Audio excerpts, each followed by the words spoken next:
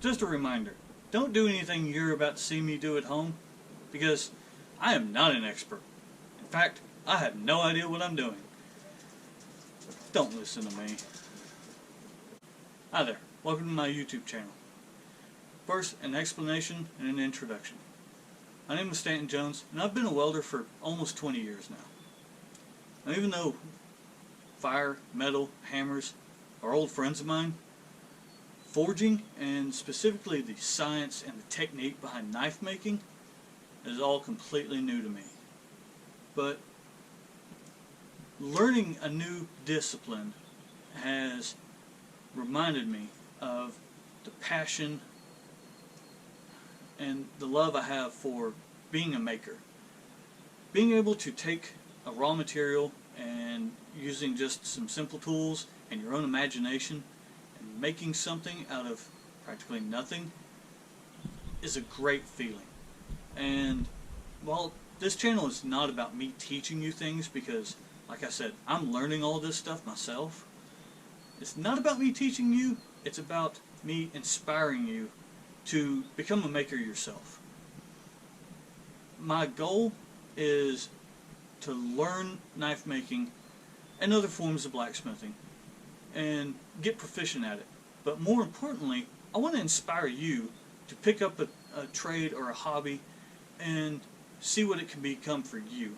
And that's why I call this Forging Futures, because yes, technically I am forging, and that's kind of the main focal point of my channel.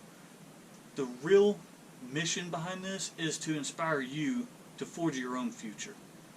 Today you might be building a off-the-shelf Lego kit, but who knows, someday maybe you're designing Lego kits for the Lego company themselves. Maybe you're learning to make clothes for dolls, but down the road that could turn into costume designing for a Broadway musical.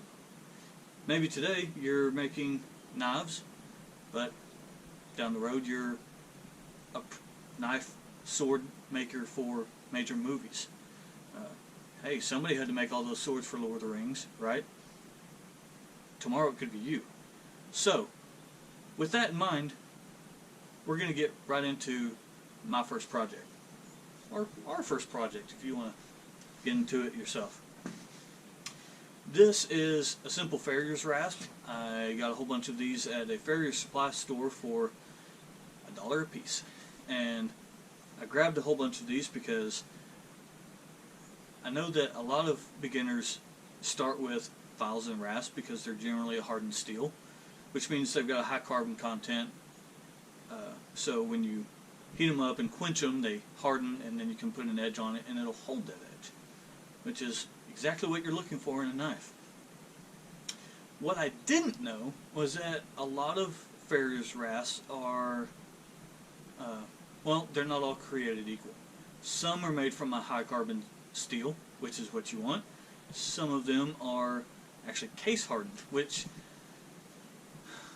I don't know the exact science behind it, but basically I think they take mild steel and through some kind of metallurgical wizardry, they make it, they add carbon to the outside and make it hard for a little while, but when you heat them up, forge them, and then quench them, they're not hard anymore. So I call those fake hardened. So the best thing to do when you're working with a mystery steel and you don't know if it's going to harden or not is to heat them up and quench them, and then see if it escapes file, or hit it with a hammer and see if it breaks, which is exactly what I'm about to do right now.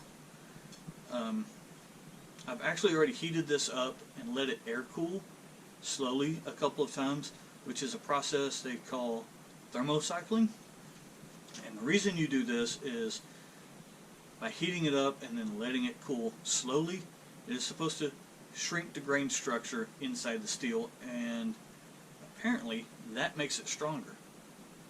Again, I don't know why, but that's what the experts say. So I've actually already tested a couple of files, like this one. I just heated it up and quenched it in water, and I don't know if you can see it or not, but it did harden and it broke, and it has a very large grain structure. It looks like sugar, granulated sugar. So that's why I'm thermocycling this one, to see if, not so much to see if that process works, because I believe it works. That's what the experts tell me. I'm actually just testing to see if I understand how to do it and can do it. So I'm going to heat this up one more time and quench it. Through the magic of editing, I'm just going to snap my fingers and take you straight to the quenching process. Okay, I think my steel is pretty much up to temperature. Something interesting that I've learned is that table salt melts at 1500 degrees. And that's it. Time to quench.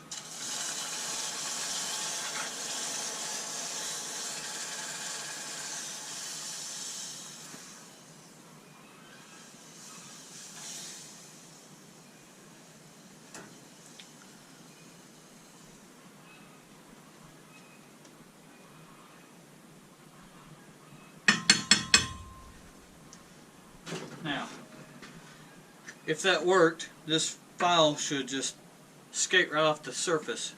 I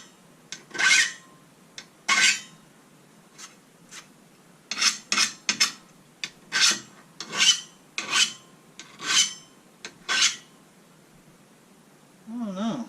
Honestly, it's kind of hard to tell. So, I have another test. Put it on the anvil, hit it with a hammer. If it bends, it's not hardened. If it breaks, which is what we want, actually in this case. Aha! Haha!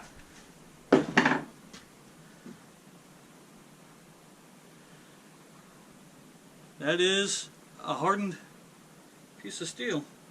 Really didn't.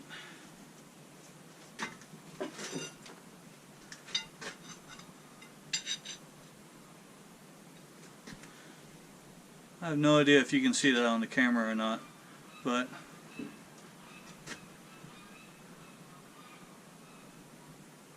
I don't know. It doesn't really look a whole lot different.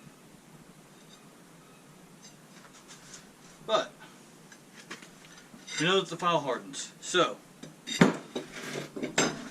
moving forward,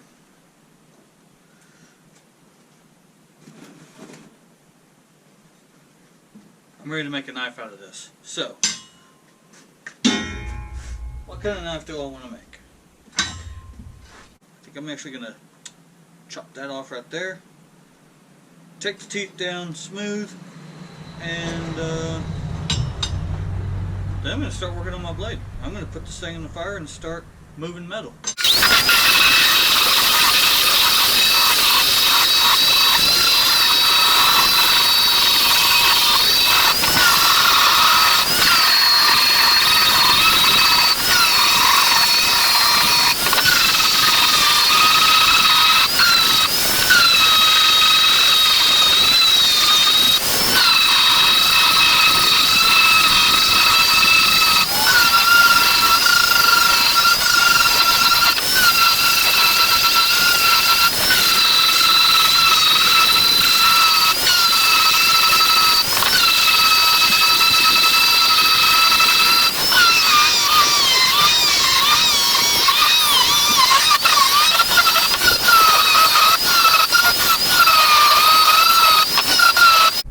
Okay, I've tested it, cleaned it down, cleaned it up with a file a little bit, cut off the end, and I have no idea if I actually need to do that grinding work, but it seemed like a good idea. So, right, next, I need to figure out what I'm going to do with it. I think I want to make a big chopper, because that seems like a good way to test the knife once it's done, and maybe you can help. When I get done with this, you comment and let me know what test you would like to see me do with this blade once I get it done. So be thinking about that, because I'll ask for it. Now, if I was smart, I would sit down with a piece of paper and design this knife, but I'm not going to do that. I'm just going to throw it right in the fire and start hammering and see what happens. Let's go.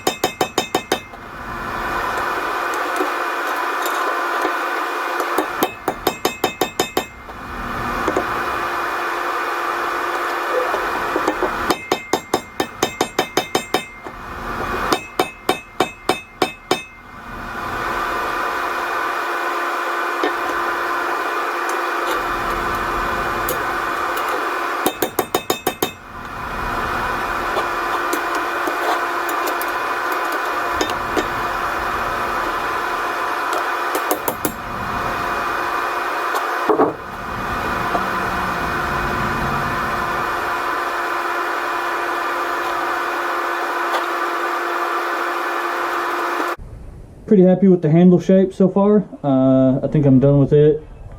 I left a little bit of a flare to keep it from flying out of my hand. Next, I'm going to work on the tip, and then I'm going to try to forge in the bevel of the blade.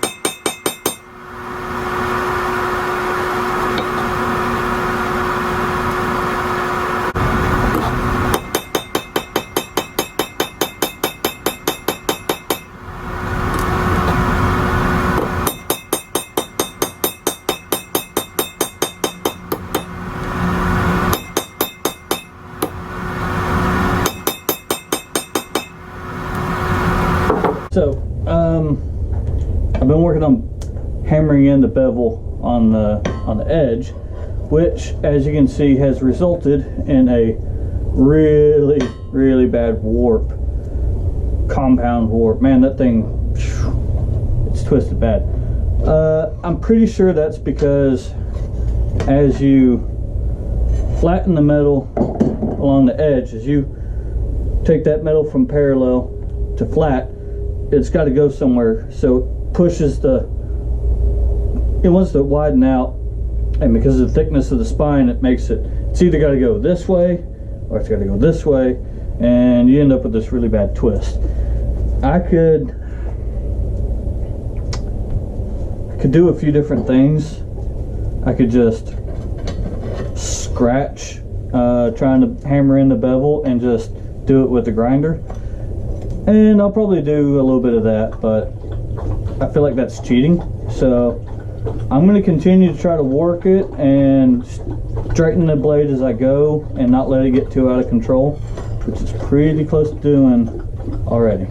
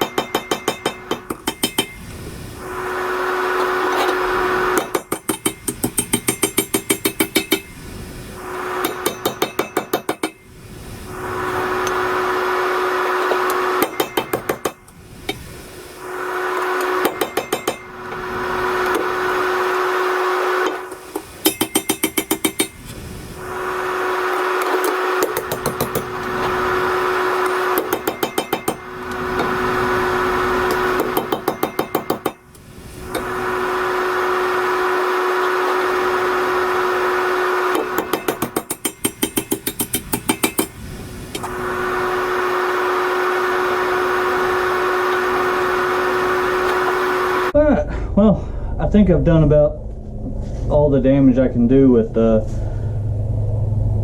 forge and the hammer. Overall, I'm pretty happy with it so far. Not crazy about the way the tip came out, but I really didn't know what else I could do that wouldn't end up with a big, blunt tip. I can fix that with the grinder. I hate the idea of cutting in a tip versus forging it to shape. I really want to get to the point where I can do all of my shaping with the hammer, forging it to shape, and having to do very little with the actual grinder to get the shape that I want. But that's probably just something that'll come with time. Not too disappointed with the handle. I think that's a good start. The bevel is established, at least. It's relatively straight. Well, let it cool, and tomorrow morning, or sometime tomorrow, I'll get up with the grinder and see what kind of shape it's in. That's going to do it for this video. If you enjoyed this at all, do me a favor. Hit like, share, or subscribe. That would help out a lot. If you're curious to see how this turns out, keep your eyes open for my next video. Or even hit that little bell button up there at the top. That'll let you know when I post a video, and you can see how I finish this thing out. Thanks for watching. We'll see you next time.